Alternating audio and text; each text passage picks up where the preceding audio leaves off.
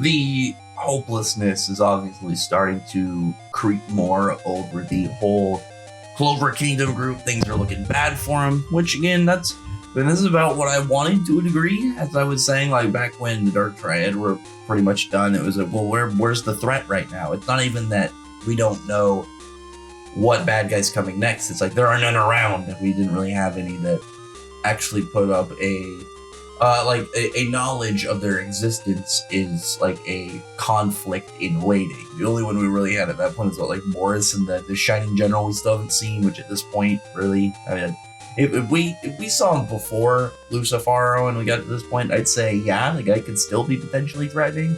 But now it's like, what would the guy do in order to actually like come off as like a threat? The only thing that Tabata could really do would be like if you put him against smaller characters, which I mean could work, but at the same time it's like, well, at what point are we going to get a scenario where the device captain level people are going to be in some battle outside of like everything else? Maybe you'd have to get like characters that aren't too strong but like are still like have high potential. I don't want to go too much over the whole Shining General thing, just because it's one of those plot pieces that's like, well, what was the point of it if we're not going to do anything with it? But at the same time, it's like, do we really care that much about it? It's just something to take note of. But Lucifaro's just doing his thing. Like he's running over everybody. Nobody's really being able to actually do anything against him. With Yuno and Marileona, I like the combo just because it's an odd combo. Like when we get to this point in the anime, it's literally gonna look like Lucifaro's fighting two Power Rangers. It's gonna be two colored glowing people. But with that, I will say I'm very intrigued with the whole like Marileona reaching like the body limitation or mono limitations of the human body, because that just makes me wonder about like, this means that like any character that isn't going to have some like special super ability like arcane or anti-magic devil thing, they should run into this. And Noelle is one of those people, so I would assume unless Noelle got like an extra thing, she should run into the same problem that Marileona's at some point. And other characters as well, but obviously Noelle's one of the ones we know that has a giant mana pool. And on top of that, she doesn't have arcane, and we don't know she's going to keep ooding for whatever reason. So there's more in there to kind of be like direct her towards this path, at least as of right now. But Noct is like just trying to get something done. Like Devil Union did nothing to Lucifaro, so I don't really know exactly how strong their plan would be with base Asta. I understand that he wants to try, and that like this is their their only options at this point. But at the same time, it's just like, that this wasn't going to work. You were fully aware this is what was going to, or you were fully aware this is something that will work. Because the whole point, I think, that is like a big gap. I'll talk to when I actually get to the spell itself with like Noct's new form. I will say I really liked when Lucifaro yelled at whatever his name is, Adramalek, whatever, old Drippy. He like wants him to come fight these guys, but he's like, no, I'm not going to do it, which is good because it added personality to this devil. Shows that like, even though this guy's been more powerful than him, he doesn't really seem to care about it. It kind of makes me wonder like if it's because like they're close personally, or is like this it could just be a stretch. Like it could literally just be this guy's personality, and maybe they know each other. I don't really know. I would assume so if Lucifaro didn't just destroy him for disobeying him or something. But it's like maybe this version, I don't know, because it's like 50%. I was like, well, maybe this version's stronger than maybe this second gate devil's stronger than this version of Lucifaro, but I don't think so, because it's like he's at 50%. So unless like 100% is like multiple fold stronger, I don't really see that happening, because like, this is the second gate devil, not like the fifth or sixth gate devil. So I assume it's probably something to do with personality between these two, because like he's been hyping up Lucifaro, so clearly like he has some form of knowledge and understanding of him. So I would assume that they know each other closer than what we probably guess. I know that some people have told me that like in the actual demonology lore, I think he said that he's like his right hand man or something. So I don't really know. With Marileona, I will say like the part where she's got that different colored fire coming out of her eyes is really intriguing. I think that's something that's, cool for her design, cool for, for the future. But clearly she's done here. Like there's no way that I think Marileona is going to really be able to keep going, considering that she got hit again. And on top of that, she's reached a point where she can't get that much stronger, her body's gonna start falling apart. Which makes you wonder also, like, how is she gonna overcome this? Is she gonna get salamander? Is she gonna have to learn about like ultimate magic or something? Like there's a bunch of questions I definitely have around this, because this is the first time we're seeing it. As far as I remember, this is the first time we're seeing something like this for a Black Clover character. So it's like, why is Marileona reaching this? Is it because she's going purely off of mana and she's not going off of like other type, like variations of magic? She doesn't have true magic. She doesn't have runes. She doesn't have spirit magic. She doesn't have any of that. Like pretty much she just has lots of mana and her magic. So maybe it's like you have to go purely down I know she has mana zone, but you know what I mean? That's like an additional thing, whereas like others like a full variation. Like maybe you have to go down this like pure mana route in order to get to this point, but it's different if you like, it's a different waiting period if you have like runes or ultimate magic or whatever. Like there's more variables that maybe come into play when it's with like that. Yeah, it's an intriguing concept, and I'm hoping that we get some form of information that really kind of tells us like, why is it happening to Marileona? Why didn't it happen to Julius or Lumiere? Or I guess not Lick, because like human, but you know what I mean. It's something that can easily be explained. I would assume like maybe Marileona's it also has to do with her form. Maybe she hasn't like.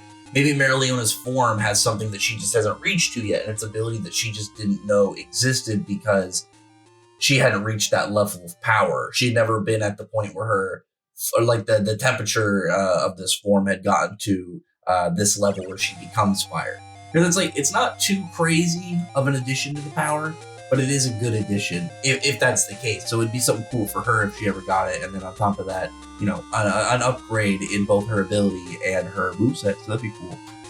Just doesn't even manage to block when Sparrow's sword gets... Well, I guess he sort of does, because it doesn't look like he gets punched. It doesn't look like he doesn't hold it. I'm guessing he didn't take the full damage, considering he blocked it sort of with the sword, but it's not like he, stalemated or something, got knocked back, smashed on the ground. We'll have to see if you know this chapter. With Noct, what I'm going to say, I liked Noct's other fused devil form way more. This one, he's got like these giant arms. Like, he looks cool, but like he doesn't like nearly as cool. I think we got like a way better panel of it, because he's like hunched over. We don't see it, I think, as clearly as the other one. I will say that the whole spell, the spell is cool. It's cool in design, but I mean, like, it's not that interesting. And the reason I think it's not that interesting is, one, it doesn't have a nearly as cool of a name. It just looks like it's the merging of the two. Maybe that's like why it's not as powerful, because he wasn't able to do a spell, but he's able just to kind of fuse them for like a merged attack. Because when you look at the previous one, his previous one was like, I'm going to trap you in my shadow where we will be there forever. None of us will die or anything. We'll just kind of be trapped endlessly. And it's just like, okay, cool. It's good hacks, good ability.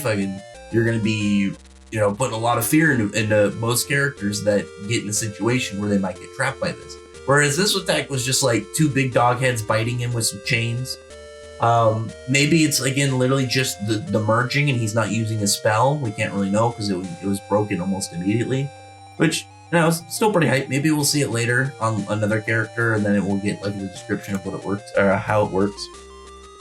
I did really like, probably my favorite part of the chapter is Noct going in to block for Asta, like taking all that damage and thinking he's gonna go to he's gonna go and die and go see Morgan.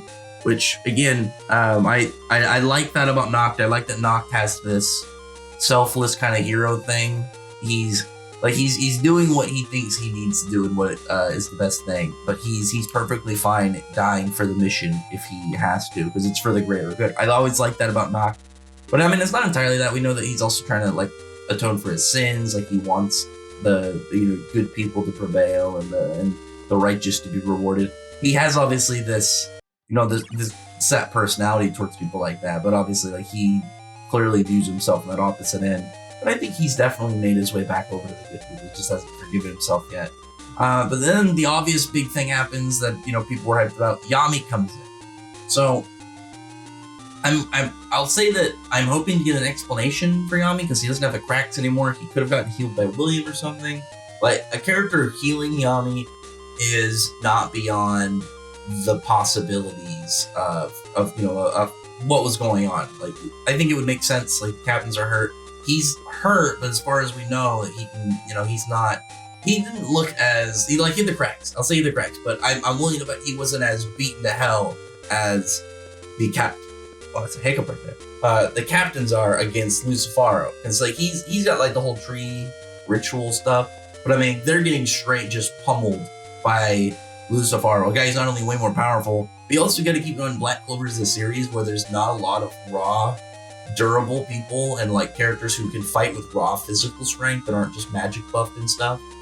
So for them, I would assume that like the damage they're taking is more than you would just expect seeing the attacks. It's probably way more severe because they're not like the monoskin and stuff. It lets them defend to a degree, but it's obviously designed to work against mana-based things. Yami, we do know he was already physically strong. I will say definitely with Black Moon, not only there, but extremely close, like right above his head, that the gravity absorption on top of the physical strength and Yami clearly putting in a lot of work it's more believable than Yami just no-diffing it, because he's like, you see his veins popping, you see him sweating, like there's definitely lots of effort going into it. But I will say I'm intrigued to know if like Yami got stronger, because like he's got this wooden sword, he's got this sword that I'm willing to bet he got from William. We know that I had a short theory. I'll just go over it real quick because it's nothing crazy. Oh, it's nothing like too long complicated, but it's kind of crazy, but it makes sense. Is Yami's connection to the tree and the underworld, because we know dark magic has like it's similar to the magic of the underworld. Like what if being connected to the tree made his dark magic stronger? Like he's connected to more of like the root of where his magic comes from. So it's like he naturally would just be getting like a pure version. Imagine if he got true dark magic, where it's only because he got connected to the underworld that he was able to achieve this, where no one would be able to do it. Or the fact that maybe it's the sword. Yami's sword before was just a sword that he had made for him, whereas this is a magic sword, I would be willing to guess, considering it's a tree sword. And I would assume that if it's a better sword, like in terms of quality, all around, he probably can put magic in it more. He probably can, the quality of the magic coming out of it probably is better. But on top of that, we know that from Morris, he said that when the dark magic dyes the world tree black, it connects to the underworld. So it makes you wonder if like that's going to come into play here, because this is clearly a tree sword. If he puts his dark magic onto it, is the whole dyeing the world tree black going to come into play? Like imagine if Yami has like a dimensional sword and he's like, instead of it just doing dimension slash, it's like, because he's connected to the underworld, he has a way to open a portal, and he's the one way that they can send Lucifaro back. Like there's so many questions and stuff around this. I think holds a lot of possibilities. That has me really hyped for the next couple chapters. But I really want to get to the information more about what's going on with Yami here, rather than just Yami here, because how he's up, like I'm fine with him being up as long as there's an explanation behind it. Because it's not like he's just no-diffing everything. Like I said, he's got Black Moon up, veins popping, new sword, sweating. Like he's clearly putting in a lot of work. This is like a punch for Lucifaro, whereas like Yami's clearly putting in like 110% just to keep this thing from getting to knock. There's a lot more to it than just Yami shows up, blocks attack. Like I know that people are enjoying like the jokes and stuff, like the memes of seeing like all the other characters get beat up and then here's Yami blocking it, but there are more stuff that come into play for how Yami's doing this than say Nozel or Asta getting punched. Anyway, other than that, comment below, tell me your thoughts about this chapter. I liked the chapter. I thought this was a really solid one. I would say it's definitely like it's definitely one of the better chapters we've gotten lately. I would probably give it like an A. Like my favorite is probably going to be when Lucifaro just manhandles Asta after he got the horn cut. Like that's probably one of the better ones. Like any of the ones where Lucifaro has been on top has been more of the hype for me, because I want to see, obviously I want to see the villain in Black Clover prosper, and I know he's gonna lose in the end, but it's like between now and the end, I want to see this dude be cool and be a fun character. But anyway, other than that, comment below, thumbs up the video, before the like button, subscribe button, check out my other videos. But on that, appreciate it. Subscribe, and I thank you all for listening. Bye.